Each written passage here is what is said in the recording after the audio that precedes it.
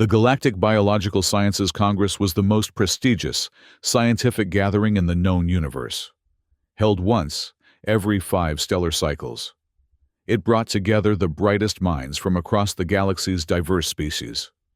This year, the Congress was being hosted aboard the Aurelia, a massive neutral conference vessel hovering at the edge of Alliance territory. Dr. Lyra Miles stood at the entrance of her temporary quarters, surveying the organized chaos that was her research materials. As the lead Terran delegate, she had spent the last 2 years preparing for this presentation.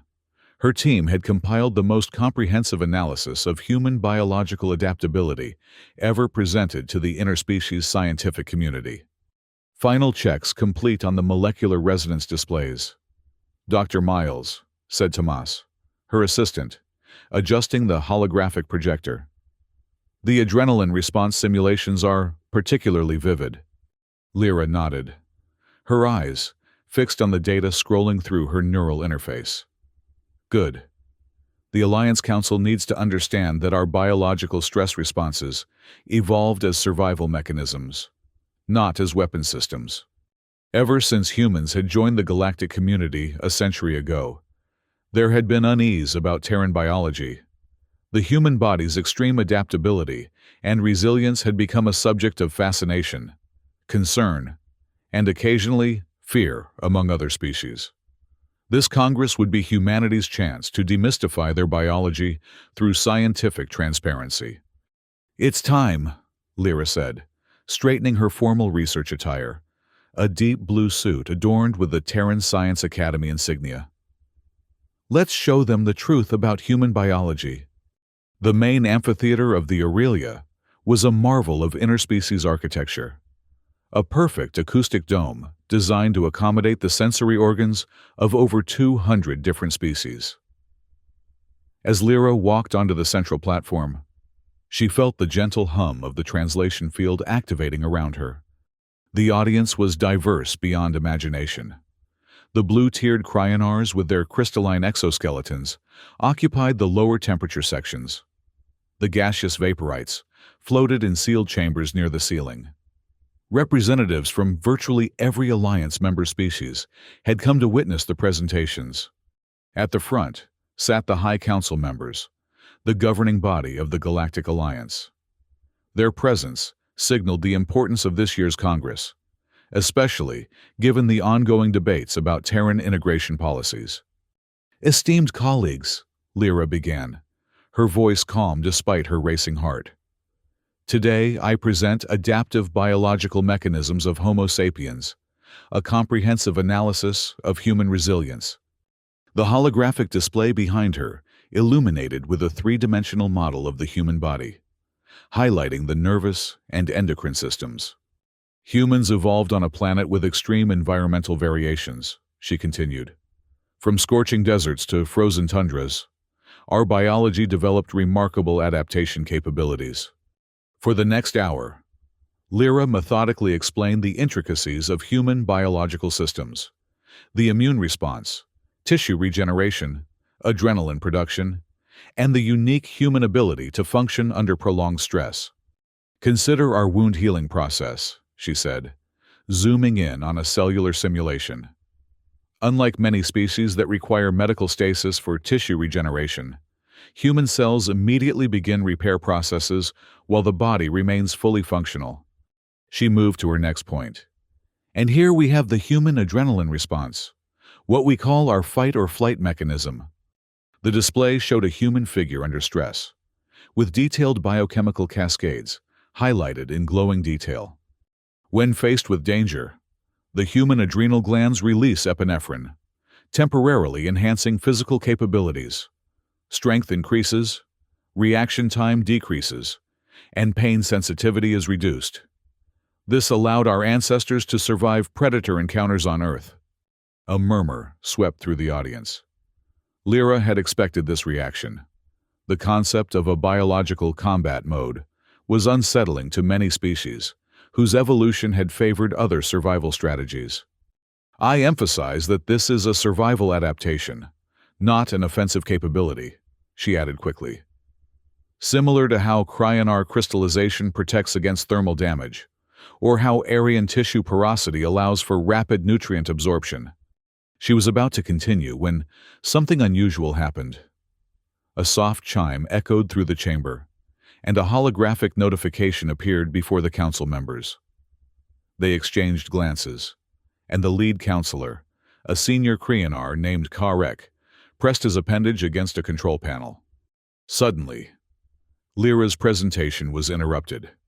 A large classification symbol materialized over her biological display, a red hexagonal pattern that every scientist in the room recognized with dread. The weapons classification protocol had been activated. The audience erupted in alarm chatter. Some species even began engaging their protective measures, vaporates condensing, cryonars hardening their outer layers. "Order! Please!" Karek's amplified voice cut through the chaos. "The Council has made a preliminary classification determination based on the presented data."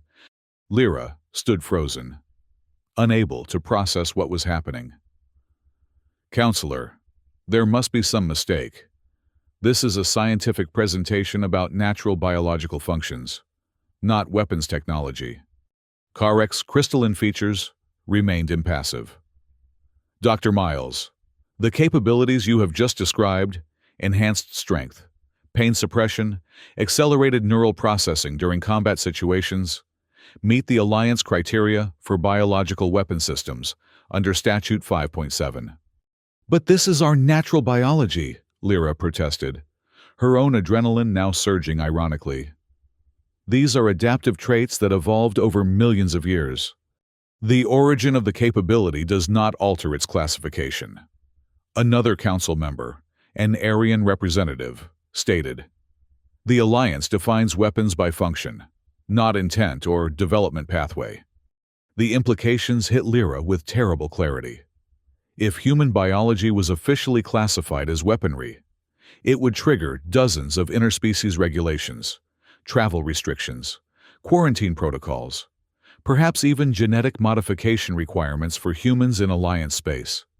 "I request an immediate suspension of this classification pending further scientific review," Lyra said, fighting to keep her voice steady. "And I invoke the right of evidence under the Scientific Truth Protocol." The council members conferred briefly before Karek responded. "Your request is noted. Dr. Miles, the classification remains in preliminary status. You have one standard cycle to present contradictory evidence before the determination becomes permanent." With that, the session was adjourned, leaving Lyra standing alone on the platform as the audience dispersed in uneasy clusters, many now viewing her with open suspicion or fear. Her team rushed to her side as she descended from the platform. "This is unprecedented," Tomas whispered. "They've never classified an entire species' biology as a weapon before." Lyra's mind was already racing ahead. "We need to contact Earth immediately. And then, we need to find out what's really going on. This isn't just about scientific classification. Something else is happening here." As they hurried back to their quarters, they passed groups of delegates engaged in heated discussions. Some fell silent as Lyra walked by. Others openly moved away, as if proximity to human biology had suddenly become dangerous. In their quarters, Lyra's communication system was blinking urgently. Reports were already coming in from across Alliance space, trade ships carrying human medical supplies being denied docking permissions, Terran research facilities facing surprise safety inspections, and in some sectors, calls for temporary quarantine of all human settlements. "They're treating us like a biological hazard," Thomas said, scrolling through the reports. "This is going to cause panic." Lyra stared out the viewport at the stars. "We have one cycle to fix this. We need to understand why the Council made this determination so quickly, almost as if they were waiting for an opportunity." She turned to her team. "I think we need to go off-ship to investigate. There's a neutral trading hub at Rocks in this sector. We might find information there that we can't access from within Alliance jurisdiction." "Isn't travel going to be restricted now?" asked Kai. their security specialist. Not yet, Lyra replied. The classification is still preliminary. We have a small window of opportunity before the full protocols take effect. Within hours, they had secured passage on a trader vessel bound for Rox.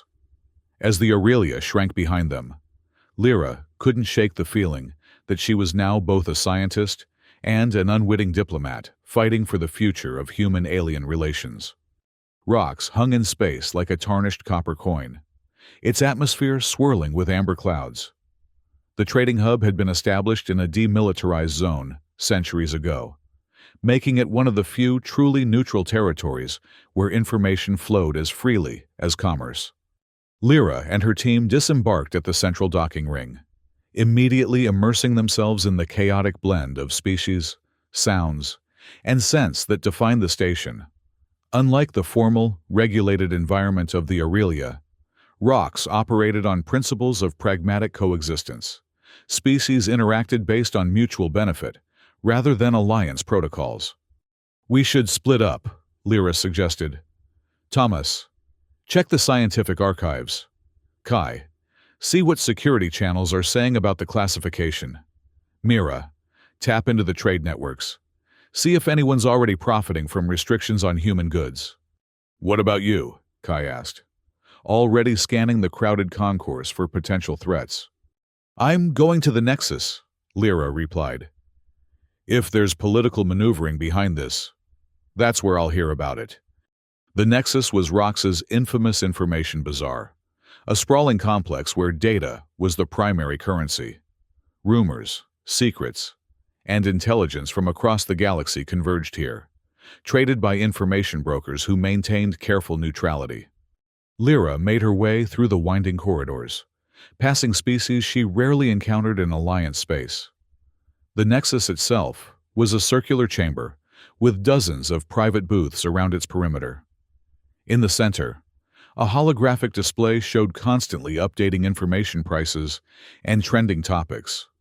She approached a booth occupied by a Vex, a species known for their unparalleled data processing abilities and strict information ethics.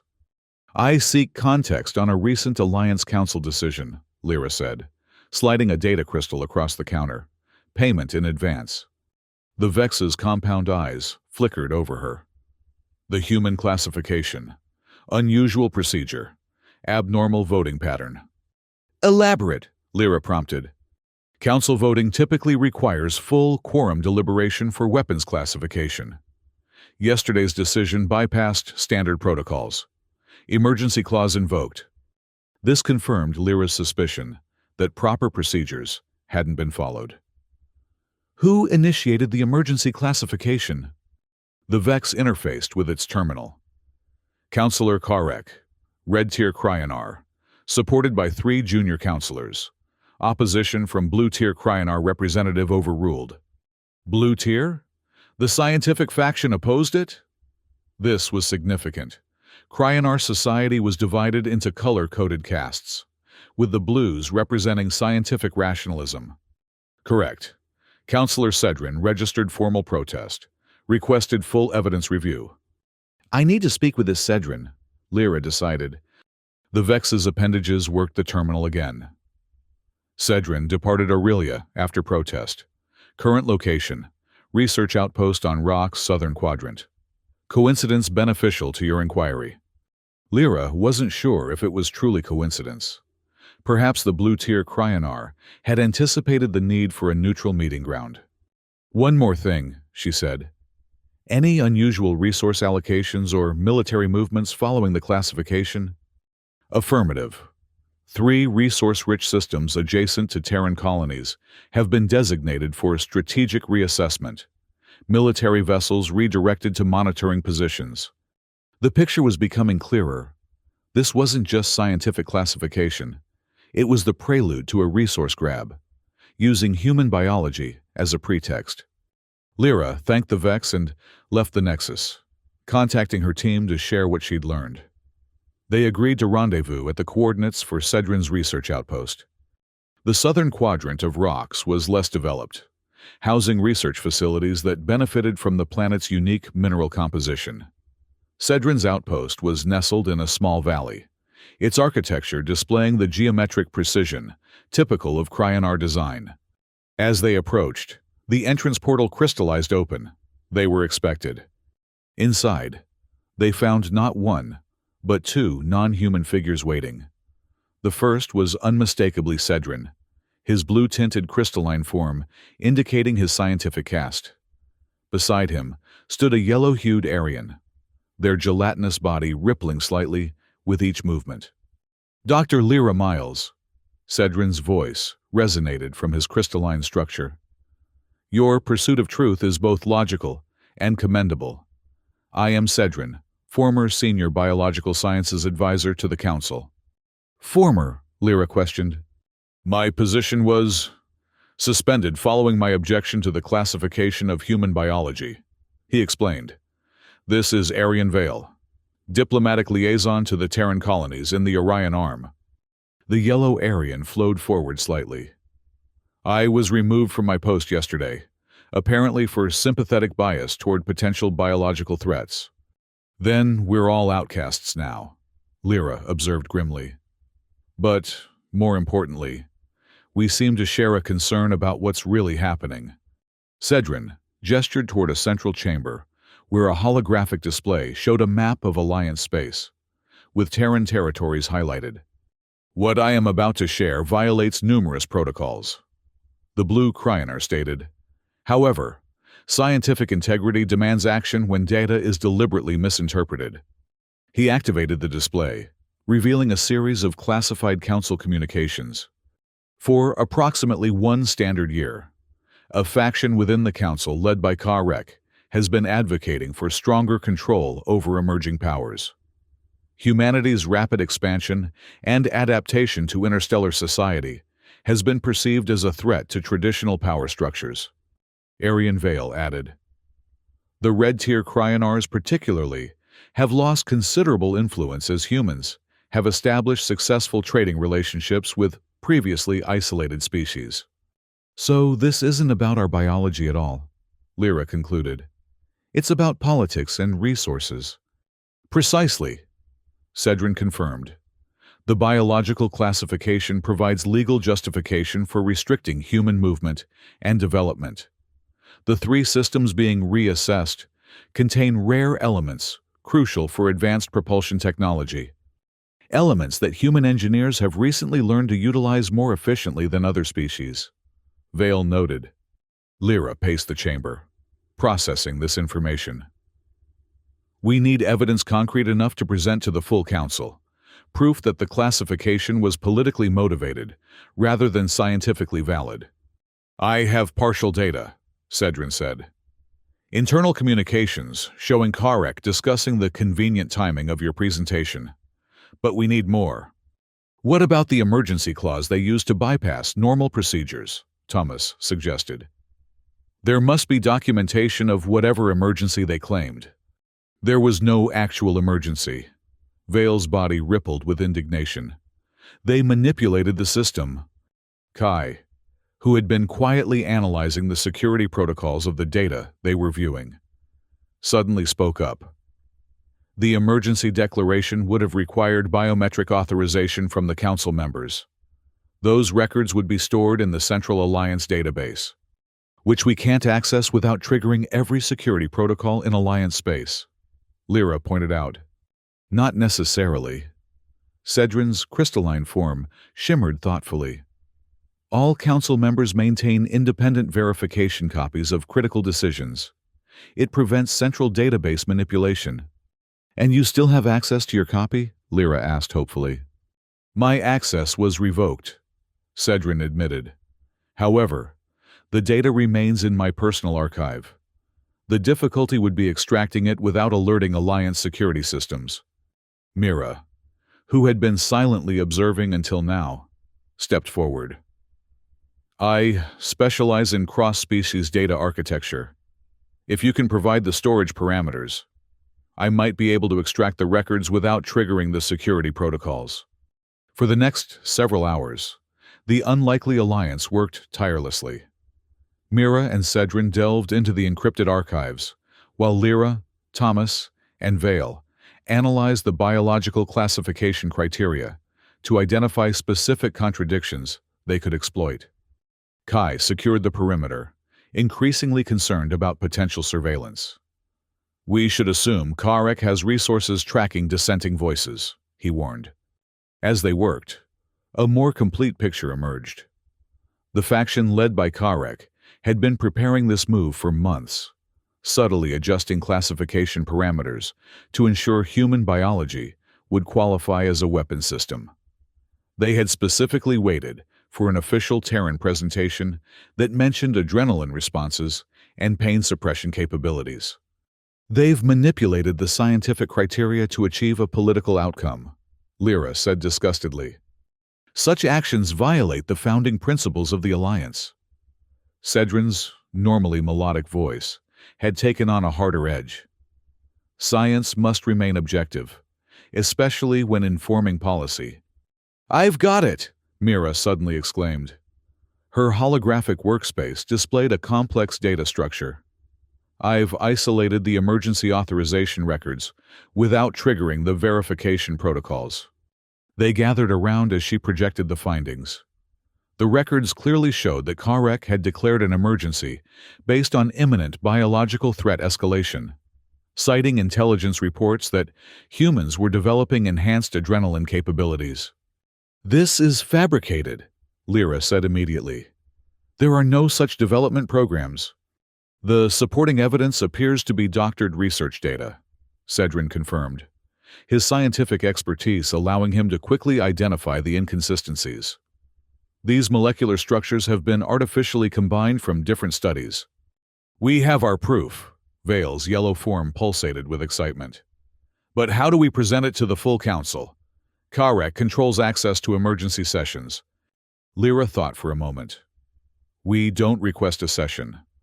We demand a truth hearing under the Scientific Integrity Clause of the Alliance Charter, with evidence of deliberate scientific falsification. Even Karek can't block it." "Such a hearing would need to take place at Pleiades Prime," Cedrin noted, referring to the Alliance headquarters.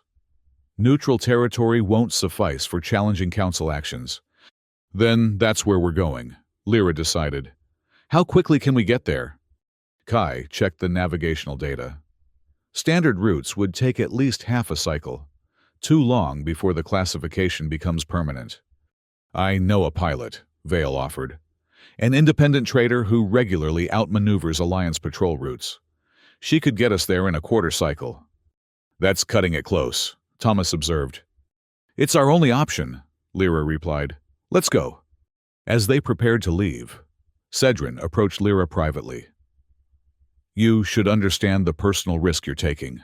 If we fail, you will likely be classified as a biological security threat yourself, facing containment or even mandatory genetic modification." Lyra met his gaze steadily. "Some truths are worth the risk, Counselor. I believe this is one of them." The journey to Pleiades Prime was tense. Vale's contact, a Cerulean pilot named Kress, whose insectoid features betrayed little emotion, navigated the complexities of Alliance space with remarkable skill. They avoided major transit hubs and patrol routes, taking a winding path through lesser-known corridors. During the journey, Lyra and her expanded team refined their strategy. They compiled their evidence into an irrefutable presentation, with Cedrin's scientific authority providing crucial legitimacy. "The truth hearing will be broadcast across Alliance channels," Vale explained. "It's designed to ensure transparency in cases of alleged misconduct. Karek won't be able to control the narrative." "Assuming we make it that far," Kai said, checking the ship's perimeter sensors yet again. "We've already dodged 2 random inspection attempts." Lyra spent much of the journey studying the neural patterns that Karek had falsified as evidence. He didn't just manipulate the data, she realized. He combined human adrenaline response patterns with Karkarian predator impulses. The Karkarians were an ancient, now extinct species, known for their aggressive hunting behaviors. A deliberate attempt to portray human biology as predatory rather than adaptive. Cedrin agreed. As they approached the Pleiades system, A priority communication came through, addressed specifically to Lyra. "It's from Karek," she said, surprised. The message was brief. "Dr. Miles, your petition for a truth hearing has been received. As a gesture of cooperation, the Council extends an invitation for private consultation before formal proceedings. Your scientific insights are valued." "It's a trap," Kai said immediately. "Obviously," Lyra agreed. "But it confirms they know we're coming and what we intend to do." "Will they try to prevent our arrival?" Thomas asked. "Unlikely." Cedrin's crystalline form shimmered thoughtfully. "Such an obvious action would raise questions. More probable is that they'll attempt to discredit our evidence, or our right to present it." Lyra nodded. "We need to be prepared for challenges to the admissibility of our data, especially since it was obtained from Cedrin's archives after his access was officially revoked." "I have an alternative authentication method," Vale offered. "As diplomatic liaison, I maintained independent verification protocols. My credentials were suspended, but not revoked." Cress's voice came over the intercom. "Approaching Pleiades Prime. Alliance identification protocols initiating." "Here we go," Lyra said. "Everyone remember, we're not just fighting for human classification. We're defending the integrity of scientific truth in Alliance governance." Pleiades Prime was a testament to cooperative engineering, a massive orbital structure built around a binary star system. Unlike the utilitarian design of rocks or the elegant formality of the Aurelia, the Alliance headquarters was a harmonious blend of architectural styles from dozens of member species. Their arrival proceeded more smoothly than anticipated. Their credentials were verified, and they were escorted to preparation chambers reserved for truth-hearing participants. The lack of resistance was almost more unsettling than opposition would have been. "The hearing is scheduled for mid-rotation," a protocol officer informed them. "All council members have been notified, and public channels are being prepared for broadcast." After the officer departed, Kai expressed what they were all thinking. "This is too easy. Karek must have something planned." "We'll proceed with caution," Lyra agreed. "Vale, Cedrin, you both know Alliance protocols better than we do. What are we missing?" Cedrin's crystalline features remained difficult for Lyra to read, but his voice carried concern. "Truth hearings have specific evidence submission protocols. All data must be verified through Alliance systems before presentation. Which means our evidence will be scanned and processed," Mira realized, "giving them advanced knowledge of exactly what we have, and potentially an opportunity to tamper with it," Thomas added. Lyra considered their options.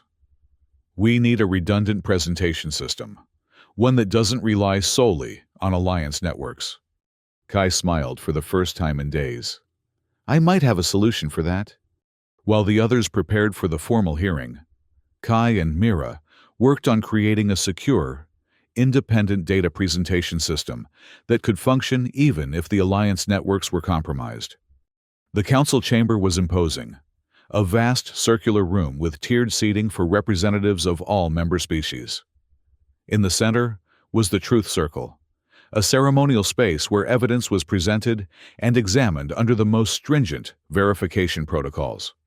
As the hearing time approached, delegates began filing in. Lyra noticed with concern that many seats remained empty. "The attendance is lower than regulation requirements for a full truth hearing," Cedrin observed. "Karek must have discouraged participation." "Can they proceed with reduced attendance?" Lyra asked. "They can, but any decisions would be subject to review," Vale explained. "It's a delaying tactic." Finally, the council members arrived, led by Karek. His red-tinted crystalline form seemed to pulse with intensity as he took his position at the head of the chamber. Several other red-tier cryonars accompanied him, along with representatives from species known to have resource conflicts with Terran colonies. "The Council recognizes this truth hearing on the matter of human biological classification," Karek announced. As the petitioners, Dr. Miles and her associates may present their evidence first. Lyra stepped into the truth circle, feeling the weight of the moment. This wasn't just about clearing humanity's name. It was about exposing a dangerous precedent where scientific truth could be manipulated for political gain. "Esteemed Council," she began, "I come before you to challenge the classification of human biology as a weapon system, and to present evidence that this classification was improperly implemented through deliberate falsification of scientific data." A murmur ran through the chamber. Such a direct accusation was unusual in alliance proceedings. The emergency classification protocol was invoked based on evidence that human enhancement programs were developing weaponized adrenaline responses. Lyra continued. This evidence was fabricated. She gestured, and the holographic display activated, showing the molecular structures that had been presented as evidence of human biological weapons development.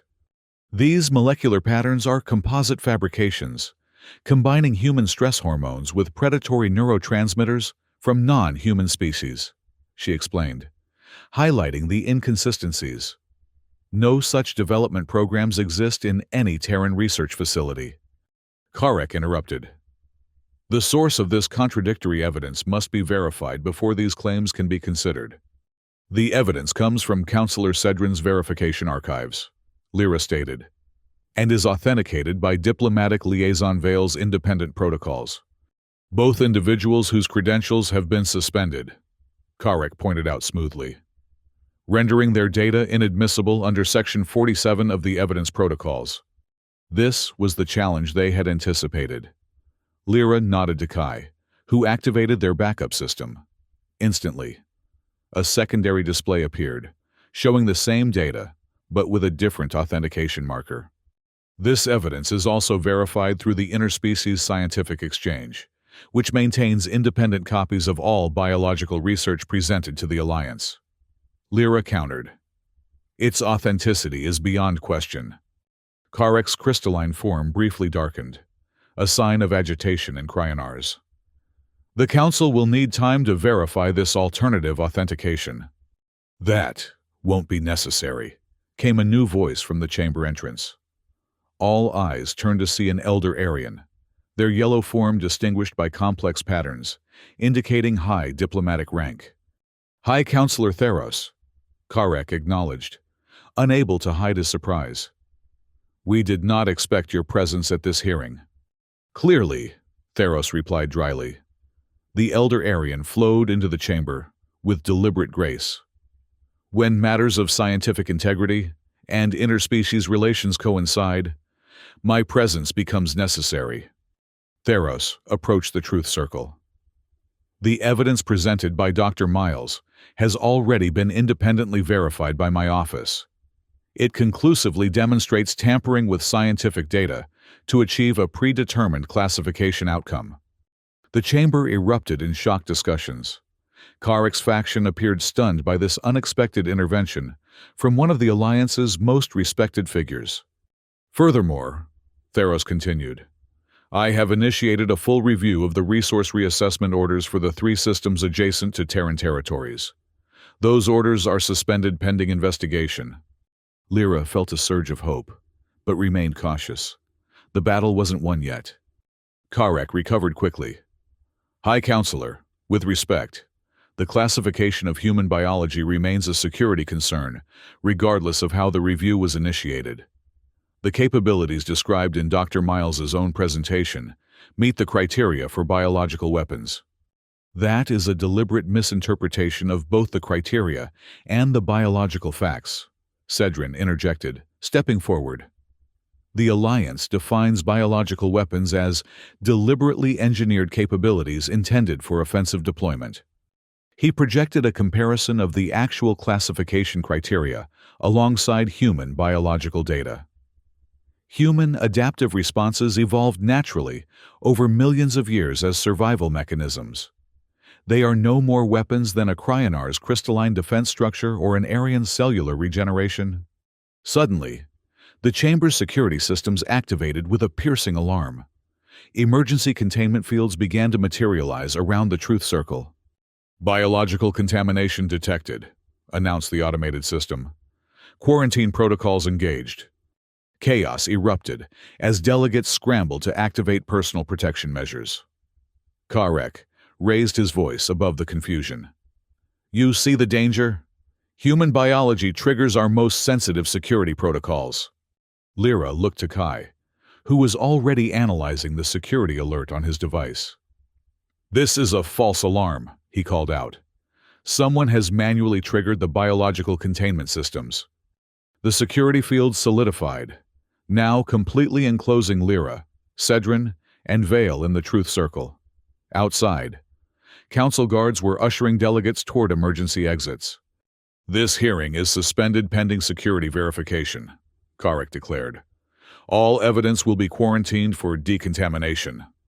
Lyra realized with horror that their entire case might be erased in the name of decontamination. She turned to Mira, who was outside the containment field. Broadcast now. Full spectrum. Understanding immediately. Mira activated their final contingency plan. The evidence they had compiled, including Karek's falsified data, the improper emergency declaration, and the resource reassignment orders, began transmitting directly to the Alliance public information channels, bypassing the Council's control systems.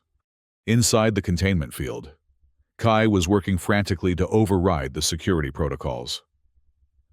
The system is detecting no actual biological contaminants, he reported. But the override command is locked. Let me, Cedrin said. Despite his suspension, his crystalline resonance pattern still contained traces of his council authentication. He interfaced with the security field, his blue form glowing intensely with the effort. The field flickered but held. It's rejecting my credentials, he said. Vale moved closer to the field boundary. Combine our authentication patterns. Diplomatic and scientific credentials together might override the security lockout.